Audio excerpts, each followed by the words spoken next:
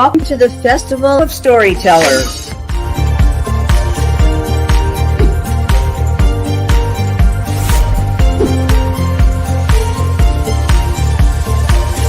I thank everybody that's involved with this process because we know writers need readers and writers need publishers.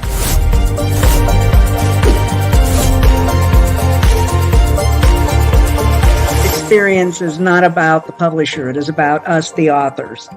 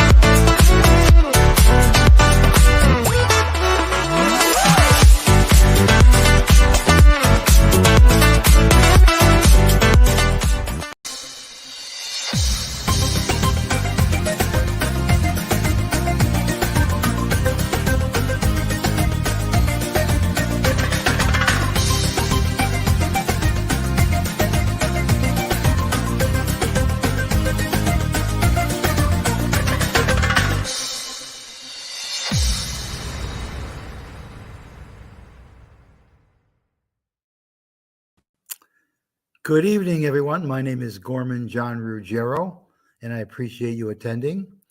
I'm the author of 30 Plays for Child Actors, and this is my book. It's a handsome volume. It's got 30 plays that have been written over the last 40 years. Many of them produced 7 to 8 times, maybe 10 times. Some of them started out as short 2, 4, 5, 6-minute plays, and now have developed into full-length 1.5 hour to 2 hour full productions of plays and musicals. So I invite you to ask me any questions about my work. Ask me any questions about my book, and I'm going to explain to you a little bit about how we got here. And I say we because this book is the product of the efforts of many, many people that I met along the way and who worked in my productions, from the children who performed the shows to the parents who made the costumes, the artists who did the music, sets, everything. So I was in Saratoga Springs in 1980 with my acting company called the Cafeteria Players. And I was looking to make a few dollars on the side as an actor, artist, because my acting company, of course, was not vibrant enough to support me. So I went to the local elementary schools and I started asking if I could teach acting to children. At that time, luckily, there was this term called interfacing with the community that many in the educational system used to get artists to go into their schools. So I just happened to hit it at the right time. And I met a woman who was a principal of the Lake Avenue Elementary School in Saratoga Springs, New York. And she was very excited about me coming in. And we developed a theater program for training child actors. And that was at the Lake Avenue Elementary School in Saratoga Springs, New York. And all the people that were involved at that time were very much responsible for this book. That is not the final product, but one of the final products of all those years of work. I want to mention Ellen Chiampi, who was very instrumental in working with Ellen Chiampa, I should say. She did all the managing. She set up all the classes. All I did was come in and teach and run the productions. So Ellen, if you're out there, I thank you. You're in my book. There's a whole list of people I'm thanking in the book, starting with her and many more. So if you have any questions about my work, at the time when I was working at the school, after about a month of working with the children, and I said this last night, but I'm going to say it again for new people. It's a great story. The principal called me into her office and said, "I'd like to speak with you." And I'm like, "Sure." And I thought, wow, I must be doing something wrong. Of course, we always think that. When the principal calls you, it never ends. So she said, "No, actually, I'm talking to you because the teachers are noticing some differences in the children in their classroom." And I said, "What kind of differences?" And she said, "Well, they're paying closer attention. They don't interrupt her as much. They are waiting for other children to speak before they jump in. They just seem to be communicating better."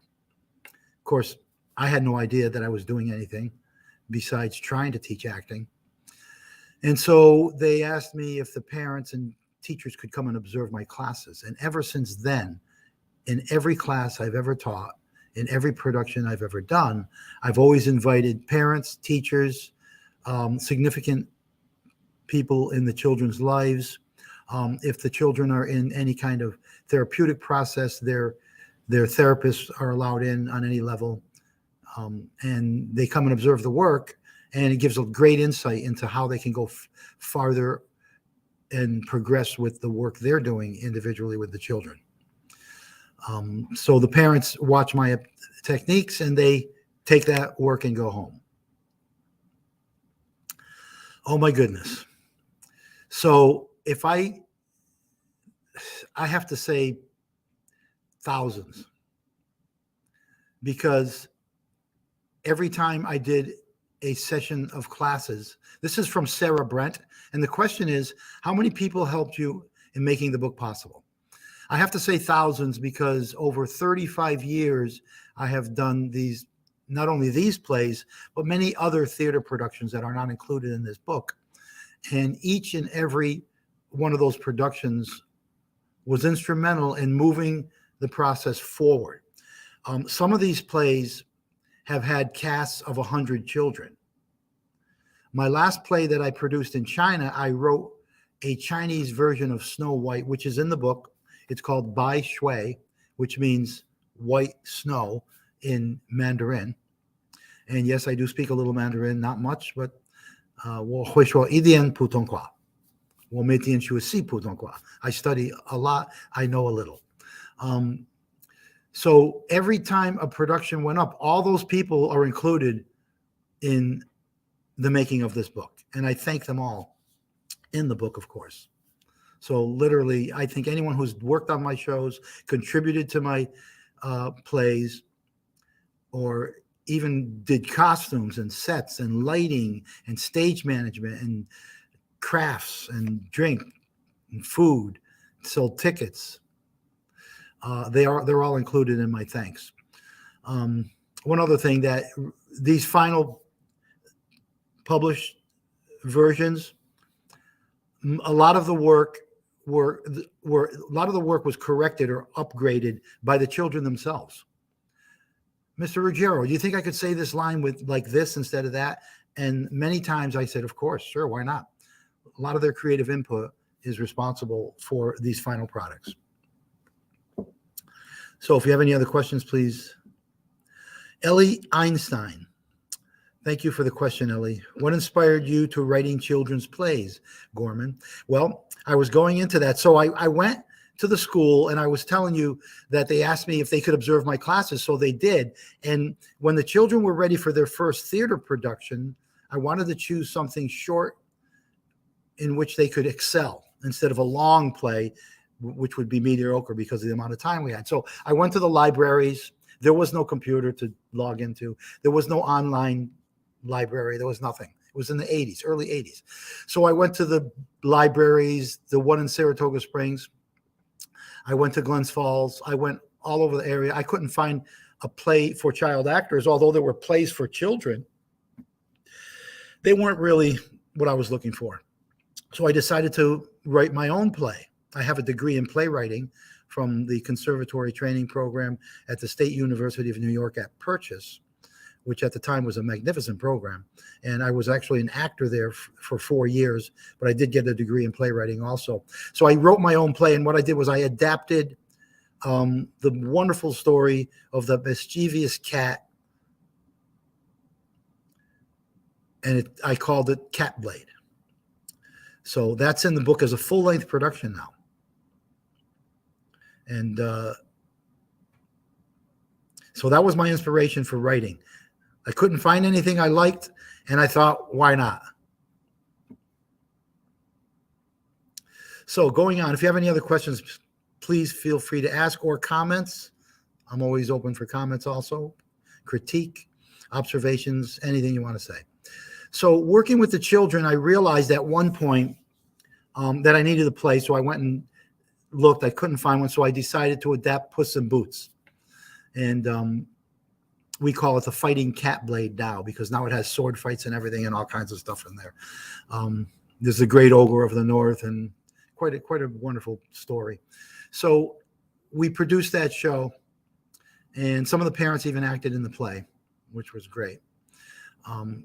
So then I realized at some point that the children's level of communication skills were not going to be adequate for them to actually learn an acting technique. For instance, if you're a pianist, if you want to teach a child a piano, they have to learn the notes. And you can't just put a piece of music in front of them. It's the same with the craft of theater, although many people may not know this. Acting is actually a craft. There's a difference between a craft and popularity as a performer. There are many, many movie stars that are great actors, and there are many, many movie stars who are terrible actors. But they have personality, they have something that gives them that impetus to go forward. Ozenki Mooney, thank you for your question. As a playwright, what are your challenges writing these stories? I mean, you have 30, and that's amazing. Actually, Zenki, I have over 65, 70 plays. I'm only producing the first 30 because I think these are the ones that will most resonate. But so your question was, can you repeat that question or just send it up again?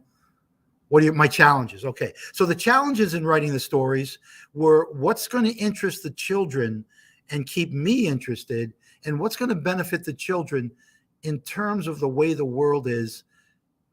We're talking 30 years ago, in the 80s and early 90s. My questions were, how can I get these children to love the theater? So I started reading literally hundreds of stories. I've always been into mythology, folk tales, fairy tales, history, big history buff, religious stories, all different cultural tales from places all over the world. So the challenge was finding something that could interest the children and also presenting it in a way that would keep their attention in the rehearsal process. So I ended up choosing what I thought were some of the most exciting stories from world cultures. And the ones that are in this book, you'll find very interesting. Some people have never heard of, but I ended up I have an Italian folktale in here, but I literally read over 1,000 Italian folktales to choose that one, believe it or not. And I've chosen plays from Hawaii, the Caribbean, all over the world. Ellie Einstein, here's my suggestion. Yes. What I used to do with my children to keep them from the screen, and I'll talk about my screen time, is I have plays in here that are from 2 minutes to 4 minutes to 5 minutes to 10 minutes to 8 minutes to 15 minutes long. And the reason I wrote short plays for these early child actors, the 5 to 7 or 8-year-olds always would do a play that was 2 to 4 minutes long, so they could be excellent in their work, so they could learn their lines easily and have plenty of time for rehearsal. And it was better to have a child be excellent in a short play than it is to be mediocre in a longer production. So I saved the longer pieces as they developed. I started writing longer pieces. But what I did with my children is I would give each child a script, and we would sit around and read the characters, and we would read the plays, and we would all switch characters and read them over and over. And it's great fun. They can get up and walk around with the script. They can articulate, they can physicalize, they can emote as wildly as they want. It's really a great way to teach children what I consider the most fundamentals of communication: physical expression, emotional expression, and verbal expression, vocal expression, and which includes intellectual content. So those three areas are what I focus on. And it is something children need more and more as we go along in this screen time world we're in. So I'll tell you, Cherry Grant. No, the book, Cherry, is not about my experience over the years. That is a book that I'm working on now, and that book is called The Complete Child. And that's a book that explains how I develop these processes, which I call communication skills process. That book is not finished yet. This is a book, actually a book of 30 actual plays. And the reason I publish them as a work of literature, because I want people to read the plays. I want them to read them out loud with their children. I want the children to read the plays. Now, if people want a production script, these plays do not have prop lists, set design requirements. They don't have costume explanations or any of that. This is just written as a book of literature. But if you contact me, you can get production scripts if people decide they want to perform these shows, or they can always contact me for the actual production scripts. I want to make it simple. So thank you for that question. That's a great question. I hope I answered it. If not, just send me another one. So there was a time when I realized that children did not have the fundamental skills for learning an acting technique. So I boiled down communication skills process to what I consider the fundamental building blocks of communication. And if you take a child's building block and you have them in a row and you start building one on top of the other, that's how I work with children in terms of communication. We always start with physical work. So Betty D. Miller asks me, how do you give voice to characters in these stories? Do you just write their words, or do you imagine a conversation before writing it down? Absolutely great question. So I have been blessed with an incredible imagination for making up stories and talking and just going on improvisationally. And I was trained as an improvisational actor in really intense improvisational technique. So when I sit down to first, when I'm looking for a play, I use my brain first. I'm always thinking about what am I gonna decide to write.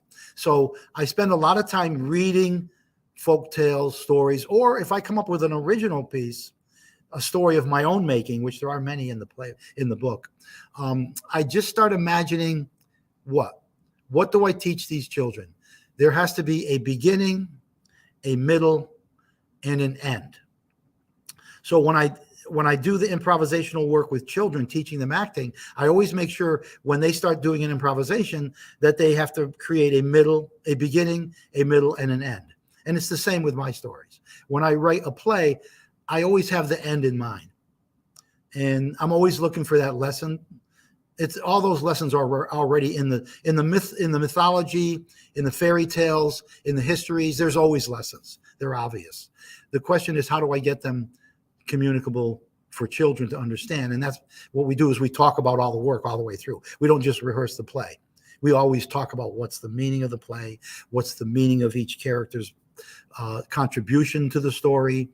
And to answer your question again, I just think I've been blessed with a great imagination for creating dialogue.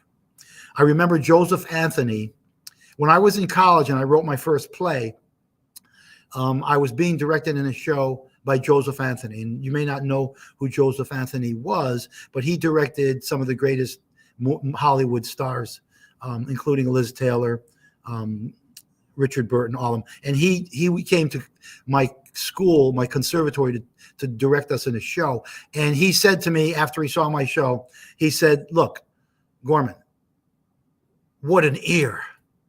And I didn't know what he meant. And he kept saying, "What an ear, what an ear." And I didn't know what he meant until my friend says, "Ruggiero, he means you have a great ear for dialogue." So that's a gift.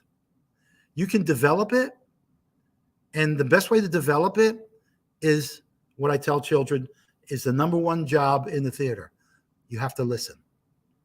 You have to be able to listen. And I thank you for that compliment that just went by. I forgot who said that, that she's enjoying this interaction. I appreciate that very much. So Cherry Grant sends me a question. How long do you complete each play that's in your book? How long do I complete each play? How long does it take me to write the play? Or I'm not sure what that means, but I'll assume you're asking me how long does it take me to write a play? Well, that's an interesting question because there are some plays that I've written in a matter of hours and just polished it up over a week or so. But some plays have taken me literally weeks and months. I had to rework them, some of the longer plays.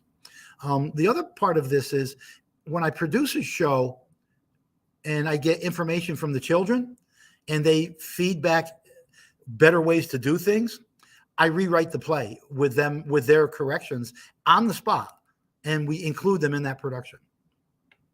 So how long would it take you to complete each play as a writer?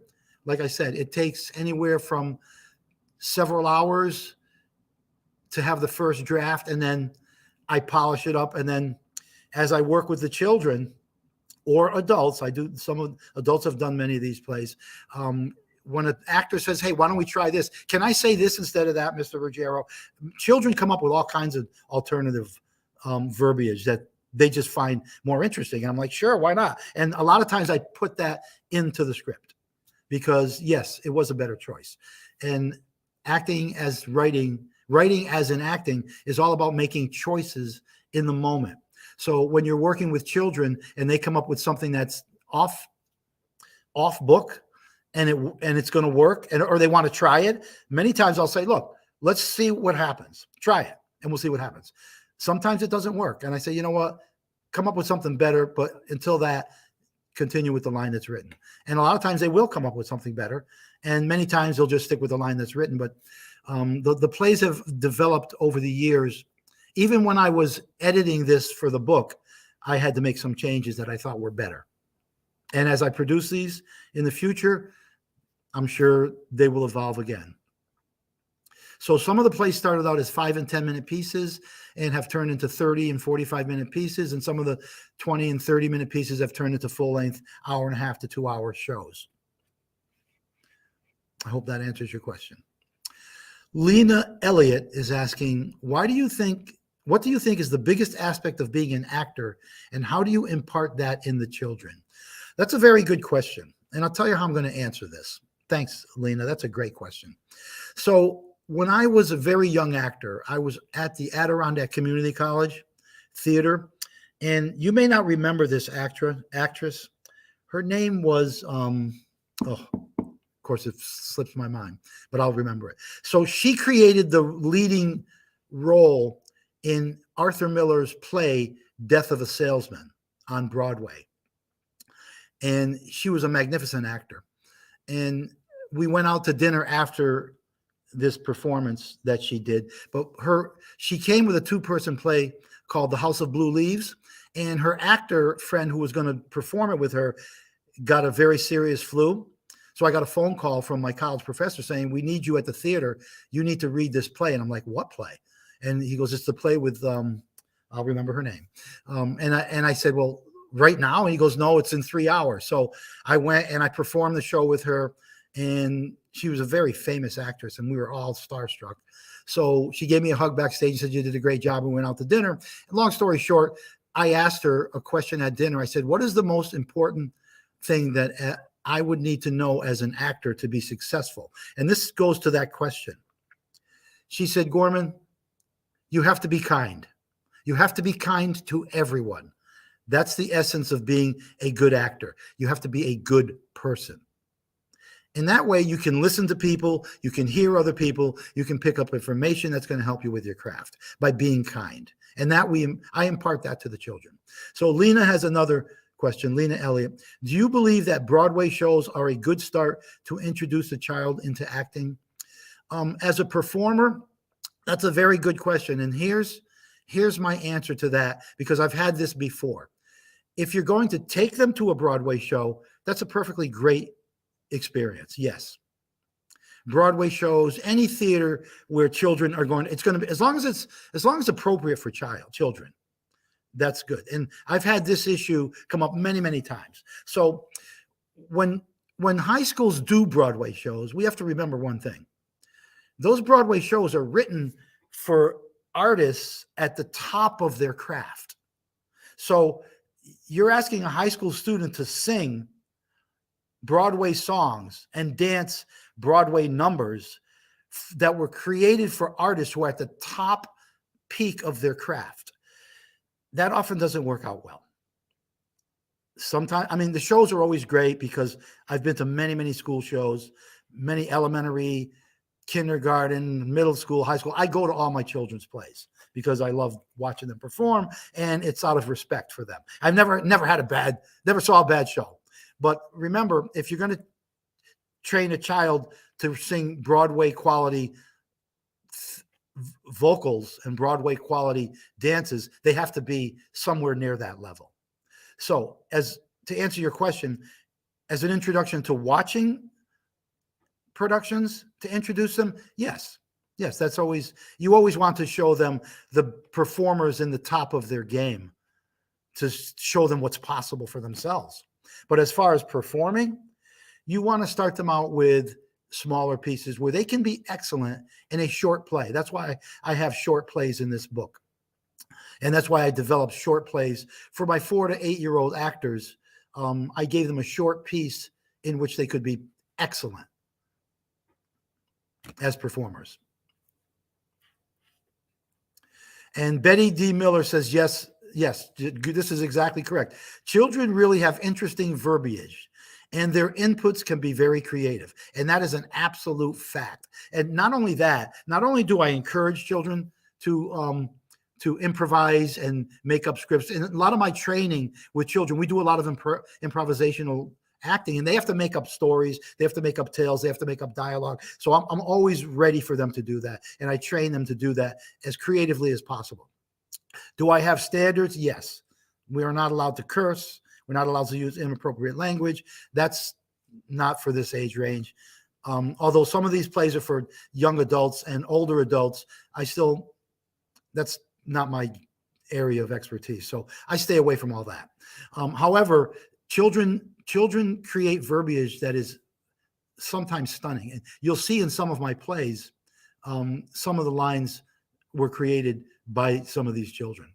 So the other thing I always teach children, and this is something for adults, we all have to maintain the life of the child within ourselves as artists. That's one of the reasons I think I excel at working with children, is that I've never lost the child in myself. I can just be as goofy and childish as any child. I used to ride bulls. I used to break horses. I rode in the rodeo. I own a ranch. I have 30 horses. I work splitting wood. I have a chainsaw. I do all that stuff, but I can still maintain the child that I have in myself over the years.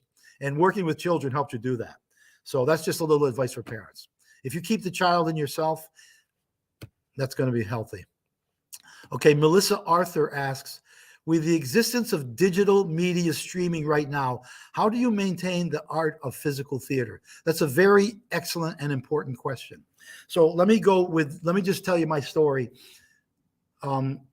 where I found that digital media and the screen time of children first came to my attention, where I realized it was going to be a problem. In 1982, I had been working with children for about a year and a half, and I was walking through the park one day in Saratoga Springs, and I saw a group of young children, like 5 to 9 years old, and they were all huddled around this one kid, and they were all looking at something, and I was wondering, that's odd. I never saw, it was really odd. Like either they found a dead bird, I thought, or maybe they were, I don't know, he was showing them something or whatever. But when I walked over, they had a little Game Boy, one of those little Game Boys that were like that big. And everybody was mesmerized by it. And not only were they mesmerized, they were entranced. And I looked at that, and I stood there looking at it, and something struck me And I got a little closer and I realized, oh my God, this is our future. And it's true. So I wrote one of my second or third plays was called Stefan the Pip and the Stolen Star, which addresses this issue with living in the cyber world, living in a world that's not real. You often hear the thing of, young kids texting each other across the table at Starbucks. Yeah, that's real. Back then, I saw that coming. So I wrote this play called Stefan the Pip and the Stolen Star, and that's turned into a full-length musical production that everybody loves. So dealing with that, how do you get children away from the screen time? So here's how you do it. First of all, you have to gauge how much screen time a week does my child have? And when I would work with parents who would call me to work with their children, because I work with a lot of children on the autism spectrum. So I would interview the parents to find out a little bit about the child before I meet them in person. And I want to know, one of the first questions I ask is, how many hours a week does he spend in front of a screen? And they would say, oh, maybe a few. And I'd say, well, okay, well, let's break it down. How many hours does he spend on his phone? A day. Oh, I don't know, maybe an hour. Okay, an hour a day, that's 7 hours a week. How many hours in front of the TV? Oh, a day, just a day. Maybe an hour and a half, 2. Okay, that's 14 hours a week. Now you got 21 hours a week. How many hours in front of a computer? Even if it's at school doing homework, it's still a screen. So they said, well, maybe 10 or 12. So now we got 35 to 40 hours a week or 30 to 40 hours a week. That's a full-time job. And I said, you're better off sending your child to work and let him pay for himself. And I know that sounds funny, but it is what we're dealing with. So your best bet is to gauge each child, find out how much time they're actually spending in front of a screen for real, and then confront them with that.